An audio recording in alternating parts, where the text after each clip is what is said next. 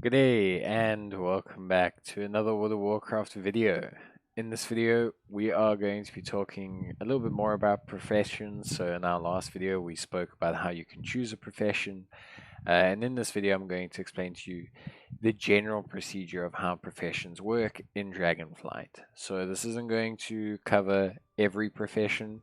If you guys want, leave a comment and I will try and work on which professions you guys might want me to take a look at or break down in more detail. But this is going to be kind of a general procedure on how to really get going in your professions. So first things first, this is going to be based off of you having one gathering profession and one crafting profession. If you're someone who went tailoring and enchanting or has gone double gathering, I assume you've gone with other or at least more understanding of what you're doing. So for the purpose of this video, generally I'm going to be working on the notion that you have one gathering and one crafting profession. So, if you have a gathering profession, the first thing you will do while traveling across the land of Dragon Isles or the Dragonflight expansion, you will see on your minimap that little insignia will pop up.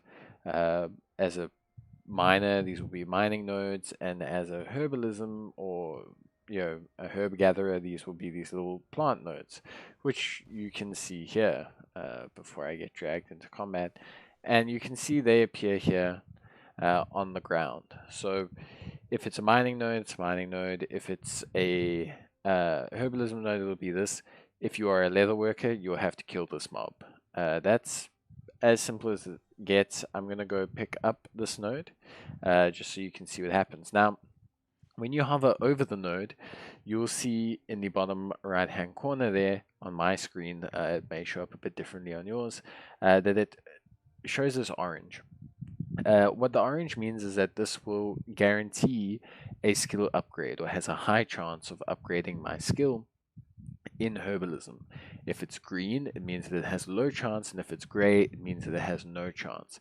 As you progress through, as your profession raises up, so you'll see here, as your profession raises up, the more nodes you farm, the less rare nodes will become less chance of increasing your skill until eventually they become gray and only high rarity nodes or higher value skinning will increase your skill. Generally, leatherworking and skinning is the easier gathering profession as you simply just need to find skinning mobs. And for higher item level characters or higher level characters, killing those mobs is relatively easy. So we're going to just farm this node and you'll see that my skill will go up. So you can see there it's dinged and I have the ability to now farm the node and you can see it's gone from 26 to 27. So let's say you've been exploring Dragonflight for a while and you've managed to hit the 25 mark. This will now open up the avenue of specializations. Now, specializations are something that's different for each and every single crafting spec or gathering spec. I'm going to go through very briefly how all of these work in gathering knowledge, and then I'm going to shift to a higher or a further along, more advanced character to kind of explain how to tackle the end game section. So this will be the beginning section, and then we'll talk a little bit more about the end game and how you can progress from there. But generally speaking, up till you get to about 25 in both your gathering and in your crafting professions, you are generally having a pretty easy, pretty relaxed time when it comes to leveling up your skills. Once you get to level 25, you will have the ability to unlock your first specialization. Now, it's very important to understand that you will be able to unlock all three specializations, but maxing them out will take a long time. So you want to first choose a specialization A that you are going to benefit from or that you think you're going to benefit from, and B, one that you are going to want to invest your time into. Now, for example, if we look here, we have three different specializations. This allows us to extract the most from each individual plant, botany allows us to gain efficiency in gathering herbs and learning how to cultivate our own herbs by planting seeds, so some kind of gardening mechanism. And then mastering the elements allows us to load up on elemental essences. Now, this is actually consistent across most of the gathering ones, and just basically is a new way to gain the different kinds of orders that you need for crafting. So, for example, if we wanted to choose this, we can look and see all the different types of specializations. Now, each specialization you choose will unlock a main specialization. Upon learning the specialization, you will gain an ability, which is +5 skill from or while gathering herbs, and then you will see that it also will improve at your general harvesting skills, gaining +1 skill point in the specialization while gathering herbs, which is pretty good stuff. If you look at all the other ones, these are sub-specializations. Now, to unlock sub-specializations, you have to work on your main aspect of your specialization. So I'll give you an example. Let's say we want to unlock Bountiful Harvest, okay, which is fine. So I'm going to unlock Bountiful Harvest. I'm going to take it from there. Or actually, let's do it with Botany because it's only got 2, so it's a bit easier to explain. I'm going to unlock Botany. As you can see here, you'll be able to choose additional specializations upon advancing further into herbalism. So yes, we have unlocked our specialization. This wheel will now open up. We have received our first benefit, which is, okay, the taking of the skill. Now you'll see subspecializations require 10 points in botany to learn an additional subspecialization. So if I were to invest my 10 knowledge points that I have here into botany, that will allow me to unlock a subspecialization. It's important to also understand that each node on the wheel will give you different knowledge, and you can see here that we can learn our final subspecialization at 30. So you have to be careful which one you choose here. Just be very careful about that. You also get a very large bonus once you max out a wheel. So that's specializations for gathering. But now the important thing is, well, how do I get knowledge for gathering? Well, there's a couple ways. As a beginning player, so this is not part of the end game discussion, your main avenue of getting knowledge is simply to just find it while exploring. So for gatherers, it's very simple, and skinners, you can pick it up while skinning and while gathering. Every time I skin or gather from a plant, I generally have a chance of it dropping some kind of knowledge. The rate is not very high, but there is a chance for it to drop. And eventually you will be able to pick up enough that you should be able to essentially gather knowledge this way, which is fairly simple, I want to say. So this is the main way gatherers will acquire knowledge. We'll talk a little bit about how the crafters gather knowledge now. So that's the main way you'll gather knowledge in the early game. For crafters, crafting is a bit different. Firstly, you need resources. So as you can see here, we need resources to create our product. Generally, your gathering skill should associate itself with your abilities here. So I'm not going to be a miner if I want to level alchemy because, quite frankly, the two don't coincide. So that is something you do want to be aware of, I want to say. Try not to take counteracting abilities if you are obviously interested in skilling up that profession. But yes, to cut a long story short, let's imagine that you've taken the correct professions. So in this case, obviously, I now have herbalism and I have alchemy. So you will start with the basic crafts, as you can see here. We're just going to go to the alchemy trainer. If there should be a trade goods salesman here, I believe. I think. Yes, trade goods, perfect. So we've gathered up some resources from our herbalism, and now we wish to upgrade our mining. So before you begin, firstly, you will see here that it says here, first craft. So this is a little bit of knowledge. Every time you create something for the first time, you will receive some knowledge for your specializations. Now, as you can see, it only activates at rank skill 25, so we need to get there first. So, for example, we will now buy ourselves just some draconic vials, nothing too crazy, we'll just buy a couple. And then we can start the process of crafting. Now, again, very simple premise. As you can see, lovely system to identify how much your skill rank is going to go up. So very straightforward. We're going to create one of them. We can make 3, it seems. So there we go. We've now created, and as you can see in the bottom here, it is increased our alchemy knowledge. So every time you create something for the first time, you will receive a little bit of alchemy knowledge. Okay, and you can see again, we've increased, and we've increased again. Obviously, we're not getting knowledge now because we have already done this. Now, as we've increased this, we're just going to buy a couple more here.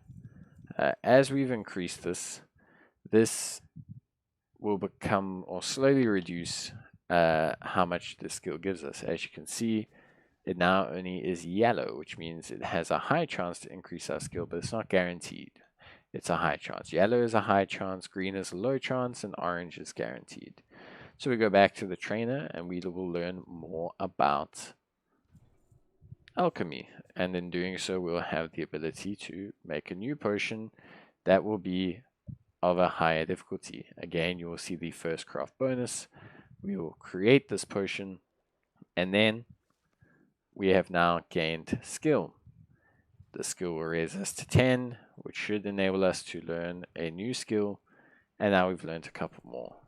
Okay, so now we've learned a couple more abilities, and slowly this process will begin to expand. In the beginning, your goal is to create as many first crafts as possible. Every time you see this icon, you generally want to make this. Okay, as you can see here, we're missing a couple of reagents. That's okay. These we create from our other areas. So we want to reclaim concoctions. Now we need to claim back. So this is something that's obviously attributable to alchemists. Don't really want to get too much into alchemy. But the basic premise is that you want to keep working on this until you get to level 25. And you can see that we gain skill back from this. Not every class will have this. But yes, basically the premise, or the simple premise, is that we want to be able to work our way up to obviously having rank 25. By having rank 25, we will be able to start the process of knowledge. And knowledge works the exact same way that it does for gathering classes. So you will choose a subtree, and from there you will make progress. Now that's not the only thing in this expansion. In this expansion, we also have the really cool notion of profession accessories. So profession accessories are something that is going to actually assist you in having higher skill levels as well. I don't want to really go into the construction of it, but what I'm going to do now is I'm going to show you where to go to kind of begin your crafting journey. So if you are a new player, you started and you're in the Waking Shores, the best place to go is actually to go to, or you'll get there via the quest lines, but here by the Ruby Life Pools. This is kind of where the crafting journey generally begins for a lot of players, and for most players it's going to be realistically quite an intensive process. So obviously you come here, you will finish the storyline, and you will then get to the point where essentially you will begin your process. Now, there are a couple quests and things here, but the ones for your crafting are actually going to be available here from there's two sections, but here from the alchemy trainer or from your associated trainer, you'll be able to pick up some quests that will be able to help you. These are obviously great, and they'll be able to help you with kind of starting the process. But there's also a whole nother process here. So you'll find we're just going to do this so that we can reclaim basically from our process. We're just going to reclaim quickly. So 1 second for me. We're just going to progress a tiny bit. We're just going to get some trade goods quickly and progress a tiny bit. I do apologize, but it's for the purpose of the video. So you will do your quest here in terms of this kind of area, and then basically the quest here wants us to reclaim 2 of our potions. So if we take a look at our quests, we want to do 2 of our potions and we want to reclaim them. So we go here, we go to our section, we can reclaim our concoctions, reclaim once, very good, and then we'll reclaim again, very good. This will then complete your quest, and you can hand these quests in here. You will also get a quest line from Thomas Bright, which will unlock the Crafters Consortium kind of beginning trial quests. He'll give you a reagent bag. You'll be able to finish your reagents bag, and then you'll be able to move on and obviously progress. So this is kind of the beginning phases of your crafting journey. And it's important to understand he will also teach you about profession gear. It's an important place to start. Now, before I finish the video, because this is just kind of for getting started with your profession, generally speaking, you want to have some kind of profession gear. Most professions can create their starting piece of gear. Some cannot. So that is okay. You will see your options here under your crafting skill menu. But most can create their own piece of gear. And the gear can be slotted into your profession accessories. And this, generally speaking, will be able to help you in starting or improving your skills. So try and always think about that. A lot of them are very basic things that you can pick up here, but they will be able to help you out a lot. And yeah, that's kind of where you begin your journey. After you get to this point, once you finish the storyline, will be your next big step in crafting. You have to finish the storyline, the first main storyline in Dragon Isles to continue forward. So you need to reach level 70 and finish the 4 areas storylines, and then you'll be able to kind of continue forward. From there, we can talk about more end game crafting and how that procedure goes. So it's a very, very simple kind of notion. I hope this has given you some kind of idea how to begin the process or clarified at least where to begin, how to pick up some knowledge, and where to go from there. If you're wondering, for crafting professions, knowledge can be picked up very straightforward from explorers packs. You can pick them up from killing enemies, and then there are quests that you can do when you hit the end game for knowledge. But mainly it's your first crafts, picking up from enemies, and explorers packs. But that's going to be it for me. I hope you guys enjoyed the video, and if you did, leave a like, and I'll see you guys in the next one. Until then, take care, and bye.